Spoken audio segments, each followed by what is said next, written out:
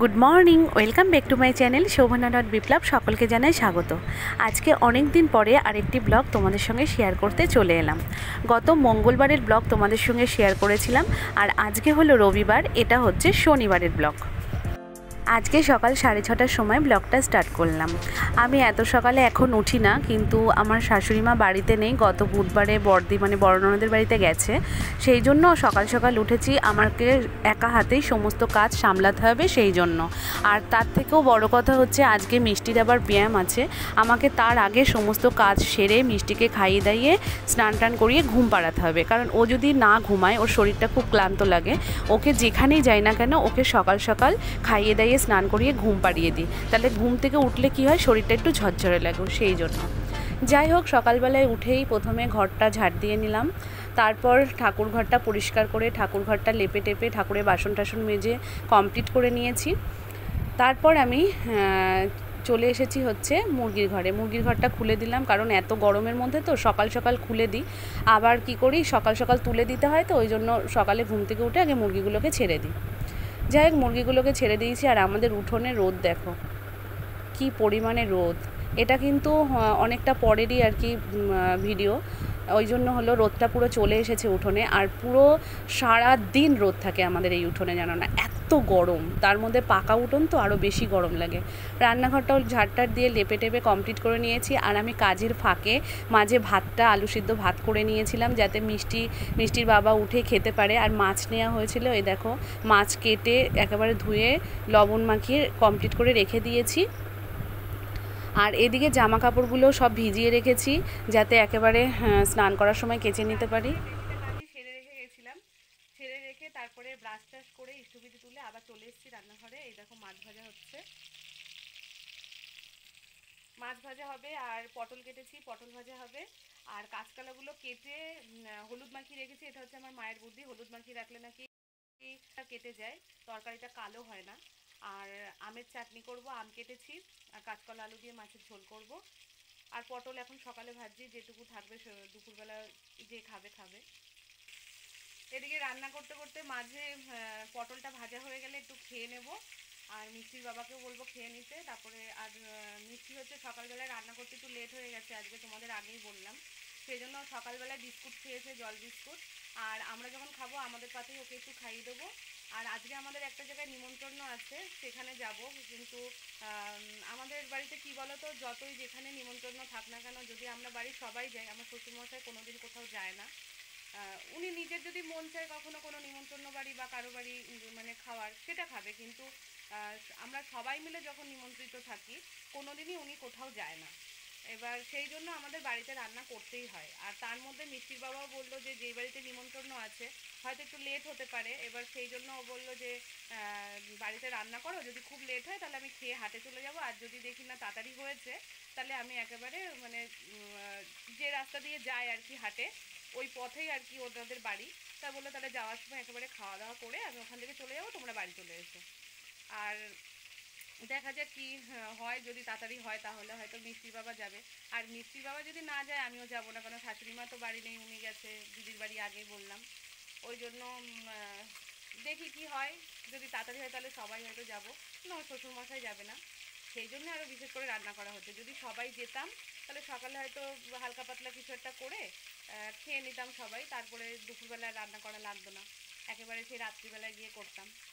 যাই হোক, ওই কারণেই রান্না করতে হচ্ছে। তা চলো তাহলে আবার পরে আসছি। সমস্ত কিছু কেটে পরিষ্কার করে ধুয়ে রেখেছি। আর পটল ভাজার সঙ্গে একটু মাছও ভেজে দেবো, তাহলে ওরা সকালের ভাতের সঙ্গে খেয়ে নিতে পারবে। কাঁচকলাতে হলুদ মাখিয়ে রাখলে কাঁচকলার কষটা কেটে যায়। বুঝতে পারছো কিনা জানি না, এই দেখো আমার এই চোখটা মানে এই কোণাটা না ভীষণ লাল হয়েছে। আজ প্রায় 7-8 দিন মতন হয়েছে এরকম লাল হয়েছিল। এরকম আগেও আমার 2-3 বার হয়েছে এরকম লাল। এবার ডাক্তার দেখিয়েছিলাম বা ড্রপ দিয়েছি ঘরে, মানে যে ড্রপ থাকতো মানে আছে আর কি, সেই ড্রপ দিয়েছি, সেরে গেছে। কিন্তু এবারে ড্রপও ঠিক মতো দেওয়া হয়নি। আর 7-8 দিন হলো আর কি চোখটা এরকম লাল হয়েছে। গতকাল শুধু একটু দিয়ে দিয়েছিল মিষ্টির বাবা, তারপরেও দেখছি লালটা কাটেনি। মানে এর থেকেও অনেকটাই হয়েছিল, মানে সামান্য একটু কমেছে। দেখো, এখন জানি না চোখের মধ্যে কি হয়েছে, চোখের ডাক্তার দেখাতে হবে, তারপরে দেখি কি বলে। মুরগির ঘর খুলে দেওয়ার পরেও আমাদের এই মুরগিটা ঘরেই বসে আছে। অনেক দিন তোমাদের সঙ্গে ব্লগ শেয়ার করি না বলে তোমাদের সঙ্গে বলা হয়নি। আমাদের এই মুরগিটার পা ভেঙে দিয়েছে কেউ, নাকি ভেঙে গেছে কি করে জানি না, একদমই ভেঙে গেছিলো। আমার শাশুড়ি মা চুন হলুদ দিয়ে দিয়ে আর ওষুধ খাইয়ে খাইয়ে কিছুটা আর কি সারিয়েছে। এখন এক পায়ে দাঁড়ায়, একটু একটু করে খুঁড়িয়ে আর কি ও হাঁটে। আর ওদিকে দেখলে যে শম্ভুকে মানে মাঠে বেঁধে দেওয়া হয়েছে ঘাস খাওয়ার জন্য। আর এদিকে আমি রান্না করছি, আর দেখো আমার জানলার ওপাশের ভিউটা কত সুন্দর, তাই না? একদম মানে ধান সবে আর কি পাকছে। আর এদিকে দেখলাম মিসেপটা খুলে পান্তা ভাত রয়েছে কটা। মিষ্টির বাবা বললো পান্তা ভাত খেতে হবে না, তুমি সকালে যদি খাও কটা গরম ভাতই খেও। তাই ভাবলাম পান্তা ভাতগুলো তাহলে মুরগিকে দিয়ে দিই, মুরগিগুলো খেয়ে নেবে। মুরগিটার যখন পা ভেঙে গেছিলো আমাদের তো কষ্ট লেগেই ছিল।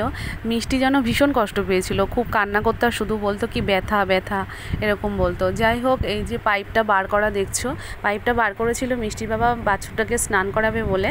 তা আখের রস এসছে, আখের রস আনতে গেছে। আমি সেই ফাঁকে ভাবলাম মুরগির থালা বাটিগুলো, জল দেওয়া খাবার দেওয়ার বাটিগুলো একটু পরিষ্কার করে ধুয়ে দিই, কারণ পটি করে ভর্তি করেছে। তারপরে খাবারটা দিই, তাহলে ওরা খেতে পারবে ভালো করে। তারপর আমি বাছুরটাকে একটু স্নান করে দিলাম। আর এই দেখো কাঁচকলার খোসাগুলো রেখে দিয়েছি, এগুলো বাটা করব বলে। কাঁচকলার খোসা বাটা ভীষণ ভালো লাগে খেতে। আর এই দেখো হলো ঘ্যাটকল এনেছিল, ওর ব্যাগে ছিল, ওর বার করতে মনে ছিল না বলে শুকিয়ে গেছে। এখন জানি না কালকে পর্যন্ত থাকবে কি না। মায়ের কাছে ওর মা কি আজকে আমার চোখের সামনে দেখে চোখে জল বেরিয়ে গেল। দেখুন ও কি করছে ওর মাকে নিয়ে। ডিম দুটো মিসসেপে রেখে হ্যান্ড ওয়াশ দিয়ে হাত ধুচ্ছি, সেই সময় মিষ্টির বাবা আমাকে ডাকছে, বলছে দেখে যাও তোমার মেয়ের কাণ্ডটা। তাই আমরা আস্তে আস্তে করে ঘরে ঢুকেছি। দেখো ও কি করছে। ও আমাকে ওখানে বসিয়েছে প্রথমে, তারপরে ওর বাবা বললো পরে নাকি আমাদের দুজনের ছবিটা ওখানে এনেছে। তার আগের থেকেই নাকি আমার ছবিটা নিয়ে ওখানে পুজো করছে, শঙ্খ বাজাচ্ছে, এইসব করছে। আগেও ছোটোবেলায় ও কি করতো, আমরা যখন বাড়ি না থাকতাম ওর বাবার আর আমার ছবি নিয়ে শুয়ে থাকতো। মানে আমরা বাড়িতে নেই, আমাদের জামা কাপড় নিয়ে শুয়ে থাকতো, মন খারাপ করতো।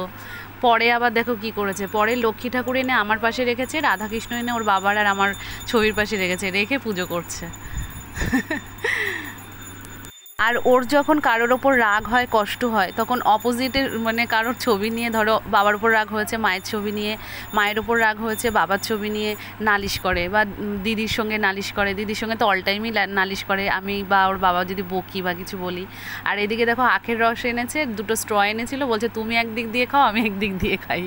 এখন খেতে হবে, ওর কথা শুনতেই হবে। আমি রান্না করার সময় সত্যি কথা বলতে কি একভাবে বসে রান্না করতে পারি না।